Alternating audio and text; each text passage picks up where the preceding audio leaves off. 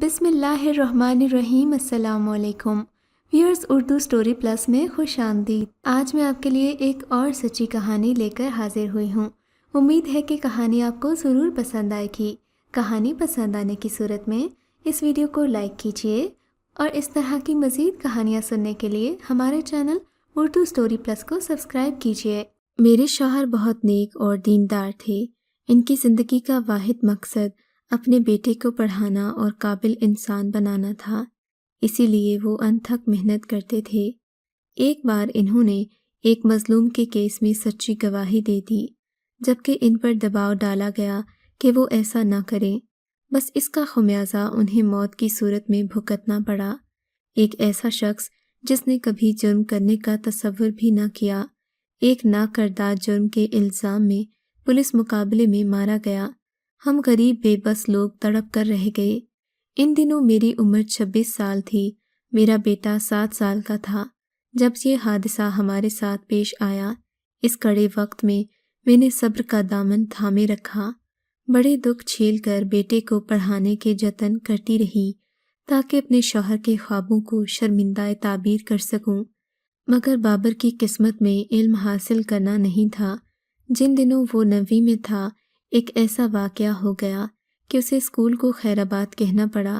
چھوٹی سی عمر میں جن ہاتھوں میں قلم اور کاپیاں ہونی چاہیے تھیں، ان ہاتھوں میں قالین بننے کا کام تھا، صرف اس کے ماسٹر کی وجہ سے۔ اگر ماسٹر برا آدمی نہ ہوتا تو میرا بیٹا یوں زندگی کے صحرا میں نہ بھٹکتا، بلکہ علم حاصل کر کے مراد پاتا۔ 9ویں جماعت میں تھا جب یہ واقعہ ہوا۔ یہ ماسٹر اس کا کلاس ٹیچر تھا۔ یہ دیکھنے میں بڑا ہی شریف، مہذب اور ہمدرد انسان تھا۔ طالب علموں سے شفقت سے پیش آتا۔ جب اسے علم ہوا کہ باسط یتیم لڑکا ہے تو اس کا خصوصی خیال رکھنے لگا۔ باسط کی فیس دینے میں اکثر تاخیر ہو جاتی تو ماسٹر اس کی مدد کرتا اور اپنی جیب سے اس کی فیس بھر دیتا، جس پر میں بھی اس کی بے حد مشکور تھی۔ اسے ایک فرشتہ صفت انسان سمجھتی تھی، مگر دلوں کے بھید خدا جانے۔ جو بظاہر فرشتہ صفت نظر آتے ہیں وہ کبھی کبھی شیطان صفت بھی ہوتے ہیں۔ میرا بیٹا خوبصورت اور سرخ و سفید رنگت کا مالک تھا۔ اپنی صورت کی وجہ سے وہ پوری کلاس میں نمایاں نظر آتا۔ ایک دن باسط نے مجھے بتایا کہ ان کے ماسٹر صاحب لائبریری انچارج بھی ہیں۔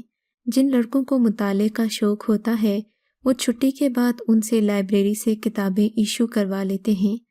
اگر کسی کو ٹیوشن پڑھنا ہو تو وہ ٹیوشن بھی پڑھاتے ہیں۔ مجھ سے کہا ہے کہ اگر تم پڑھنا چاہو تو پڑھ سکتے ہو بیٹا، اگر تم کسی مضمون میں کمزور ہو تو ان سے ٹیوشن پڑھ لو۔ وہ کتنی فیس لیتے ہیں؟ میں نے پوچھا تو بتانے لگا کہ وہ غریب لڑکوں سے فیس نہیں لیتے، امیروں کے بچوں سے لیتے ہیں، مجھے تو مفت میں پڑھائیں گے۔ میں نے باسط کو ٹیوشن پڑھنے کی اجازت دے دی۔ اس نے بتایا کہ استاد کو مطالعے کا بہت شوق ہے، چھٹی کے بعد لائبریری میں بیٹھ کر پڑھتے ہیں۔ اگر کوئی ٹیوشن پڑھنا چاہے تو اسے بھی پڑھا دیتے ہیں۔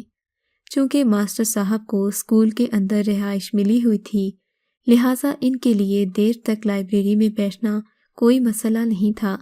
اکثر ایسا ہی ہوتا ہے، وہ گھر نہیں جاتے بلکہ چھٹی کے بعد سیدھا لائبریری کا رخ کرا لیتے ہیں۔ وہ اپنے ساتھ کبھی کبھی کسی لڑکے کو بھی لے لیتے ہیں، کہتے ہیں بیٹا تھوڑی دیر کے لیے میرے کام میں ہاتھ بٹا دو۔ وہ کبھی الماری میں رکھی کتابیں درست کرواتے تو کبھی کتابوں کی فہرست مرتب کرواتے۔ وہ باسط کی کلاس کو انگریزی پڑھاتے تھے۔ سہ ماہی امتحان میں جب باسط کم نمبر لایا تو ماسٹر صاحب نے اسے کہا کہ تم ٹیوشن پڑھ لو، ورنہ سالانہ امتحان میں اچھے نمبر نہیں لا سکو گے۔ میں نے کہا بیٹے، جب ماسٹر صاحب خود پڑھانے کو کہتے ہیں تو تم کیوں نہیں پڑھتے؟ بولا ٹھیک ہے امی، میں آج انہیں کہہ دوں گا، وہ مجھے 1 گھنٹہ چھٹی کے بعد لائبریری میں پڑھا دیں گے۔ دوسرے لڑکے بھی اسی طرح پڑھتے ہیں۔ جانے کیوں باسط کا حوصلہ نہیں پڑ رہا تھا کہ وہ لائبریری میں ٹیوشن پڑھے۔ اسکول نئی آبادی میں تھا، لہٰذا جلد خالی ہو جاتا تھا۔ چھٹی ہوتے ہی کچھ لڑکے پیدل اور کچھ سائیکلوں پر گھر چلے جاتے۔ ارد گرد آبادی بھی زیادہ نہیں تھی۔ اگلے دن وہ ٹیوشن پڑھنے لائبریری چلا گیا۔ انہوں نے کہا باسط تم کل ٹیوشن پڑھنے آنا اور ساتھ کھانا بھی لانا تاکہ بھوکے نہ رہو۔ میرے بیٹے نے استاد کی بات پر عمل کیا۔ وہ گھر آ گیا جبکہ اس کا کلاس فیلو وہیں رک گیا کیونکہ وہ ان سے ٹیوشن پڑھتا تھا۔ دوسرے دن اس کا کلاس فیلو حمزہ کلاس میں آیا تو بہت گھبرایا ہوا تھا۔ اس نے باسط کو بتایا کہ کل اس کے جانے کے بعد وہ ماسٹر صاحب کے ساتھ ٹیوشن پڑھ رہا تھا۔ آدھ گھنٹہ گزرا کہ استاد نے کہا، حمزہ مجھے سردی لگ رہی ہے، تم کھڑکی اور دروازہ بند کر دو اور کنڈی بھی لگا دو تاکہ اندر آ کر کوئی ہماری پڑھائی میں مخل نہ ہو۔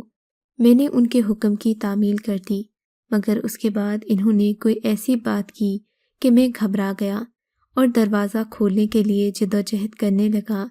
اسی جدوجہد کے دوران کسی نے باہر سے دروازے پر دستک دی۔ ماسٹر صاحب کو مجبوراً دروازہ کھولنا پڑا۔ وہاں چوکیدار کوئی اہم لفافہ لیے کھڑا تھا۔ اسی وقت حمزہ کو باہر جانے کا راستہ مل گیا۔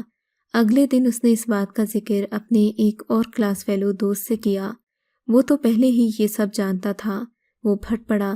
دراصل اس کے دل میں بھی ماسٹر صاحب کے لیے غصہ اور نفرت بھری تھی کیونکہ اس کے ساتھ بھی کچھ ایسا ہی واقعہ ہوا تھا۔ وہ ماسٹر صاحب کے بارے میں نازیبا باتیں کہنے لگا جنہیں سن کر باقی لڑکے بھی اس کے گرد جمع ہو گئے۔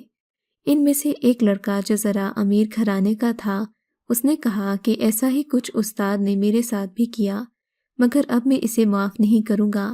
میں لحاظ کی وجہ سے چپ تھا، مگر میں یہ سمجھتا تھا کہ میں اکیلا ہوں، مگر اس شخص کے زخم خوردہ تو اور بھی ہیں۔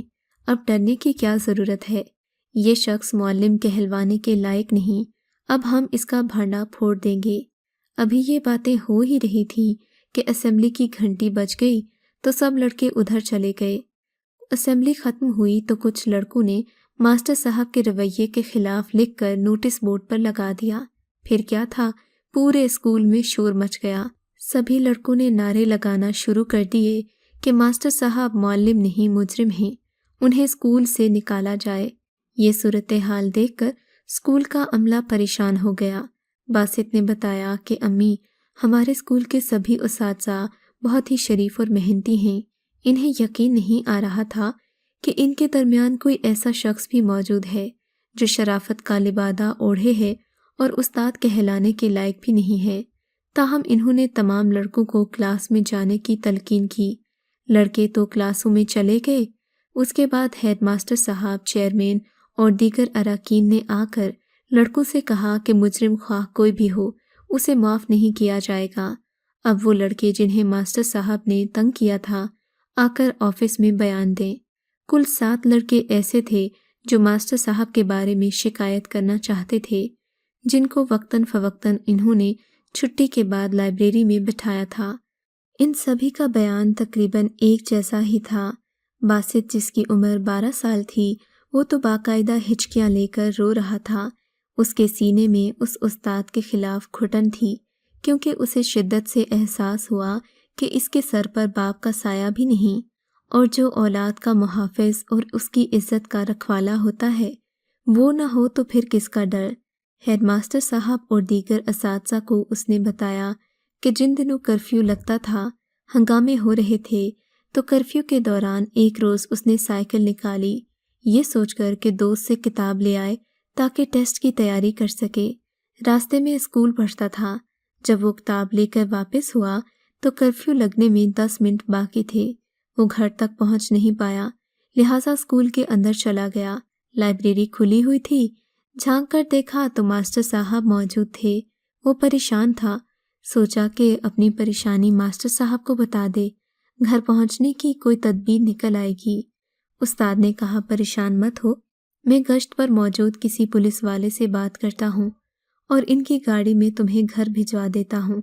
تب تک تم بے فکر ہو جاؤ اور بیٹھ کر پڑھتے رہو۔ وہ بے فکر ہو کر پڑھنے لگا، یہاں تک کہ شام سے رات ہو گئی۔ تب یہ پریشان ہو گیا۔ کہا کہ سر، آپ فون کر کے کسی کو بلوا دیں جو مجھے گھر پہنچائے، میری ماں اکیلی ہیں، پریشان ہوں گی۔ واپسی کے تمام راستے بند تھے۔ ماسٹر صاحب کے اندر کی برائی جاگ چکی تھی۔ یہ کہتے کہتے وہ پھوٹ پھوٹ کر رو دیا۔ ماسٹر صاحب کو قانون کے حوالے کر دیا گیا، مگر مجھ غریب کا بیٹا اس بیان کے بعد اسکول نہیں جا سکا۔ اس میں اتنی ہمت نہیں تھی کہ وہ اپنے اسکول کے لڑکوں اور اساتذہ سے آنکھ ملا پاتا۔ وہ اپنے ہی اندر دکھ اور اہانت کے احساس سے مر گیا۔ اس کے بعد اس نے اسکول جانا گوارا نہیں کیا، کیونکہ بعض شریر لڑکے اسے چھیڑتے، تنگ کرتے، اس پر آوازیں کستے، جبکہ باسط بے حد حساس تھا، اس ذلت کی تاب نہیں لا سکا۔ استاد اور شاگرد کا رشتہ کتنا پیارا اور کتنا قابل احترام ہوتا ہے۔ استاد اور عبادت کرنے والے میں کوئی فرق نہیں ہوتا۔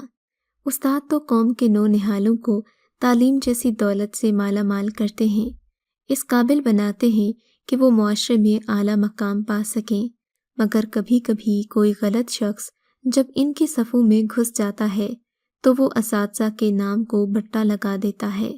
اے کاش ایسے لوگ جو معاشرے کا ناسور ہیں، ان کو ان کے کیے کی سزا ضرور ملے۔ اگر آپ کو یہ کہانی اچھی لگی ہے تو ہماری ویڈیو کو لائک کیجیے اور اس طرح کی مزید کہانیاں سننے کے لیے ہمارے چینل کو ضرور سبسکرائب کریں۔